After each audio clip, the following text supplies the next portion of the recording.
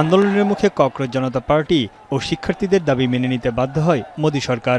শিক্ষামন্ত্রী ধর্মেন্দ্র প্রধানের পদত্যাগের পর বিক্ষোভকারীদের মুক্তি, মামলা প্রত্যাহার ও পুলিশি হামলার বিচারের দাবিও মেনে নেয়ার আশ্বাস পায় ককরোচ জনতা পার্টি।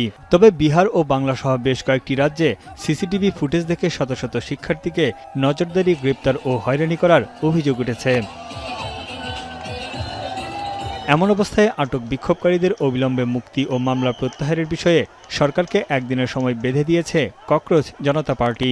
এ বিষয়ে লিখিত প্রতিশ্রুতি না দিলে আবারও রাস্তায় নামার হুঁশিয়ারি জানিয়েছে সংগঠনটি। এক বিবৃতিতে সিজেপি জানায়, দেশের কোথাও কোনো বিক্ষোভকারী শিক্ষার্থীর বিরুদ্ধে জবরদস্তি বা প্রতিশোধমূলক ব্যবস্থা নেওয়া যাবে না। এরই মধ্যে আন্দোলনে অংশ নেওয়া শিক্ষার্থীদের সহায়তায় আইনি পোর্টাল ও সুরক্ষা তহবিল চালু করেছে সিজেপি। हमारे प्रोटेस्ट को कॉल ऑफ किया था। নোভা এলইডি টিভি, ঝকঝকে ছবি, নিখুঁত শব্দ, 5 বছরের ওয়ারেন্টি। নোভা মানি সঠিক মান, নিশ্চিত সেবা। বিক্ষোভের হুঁশিয়ারির পরই ককরোচ জনতা পার্টির সঙ্গে গভীর রাতে বৈঠকে বসে সরকারের প্রতিনিধি দল। 3 ঘন্টার বৈঠক শেষে সিজিপি মুখপাত্র জানান, মামলা প্রত্যাহার, আটকদের মুক্তি ও ভবিষ্যতে কোনো ব্যবস্থা না নেওয়া সহ তাদের সুরক্ষায় সরকার পুনরায় প্রতিশ্রুতি দিয়েছে। শুধু দিল্লি নয়, আসাম, বিহার সহ অন্যান্য রাজ্যের ক্ষেত্রেও তা প্রযোজ্য হবে। जो वादे किए थे सरकार ने, हमें आशंका है कि वो शायद वादे नहीं रखे जाएंगे।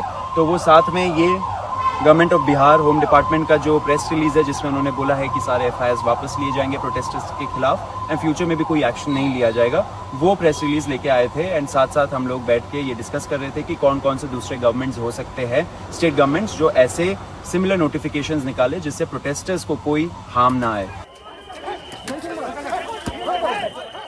এদিকে যন্তর মন্তরে আন্দোলনের সহিংসতার ঘটনায় সিসিটিভি ফুটেজ খতিয়ে দেখছে দিল্লি পুলিশ।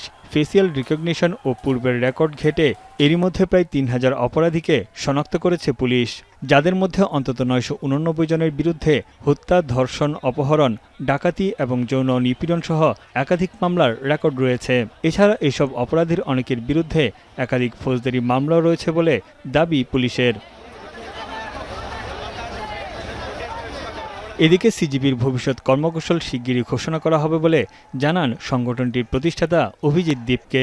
এছাড়া পাঞ্জাব প্রদেশে প্রশ্ন ফাঁসের অভিযোগের বিষয়ে পদক্ষেপ নেওয়ার পরিকল্পনার কথাও জানান তিনি।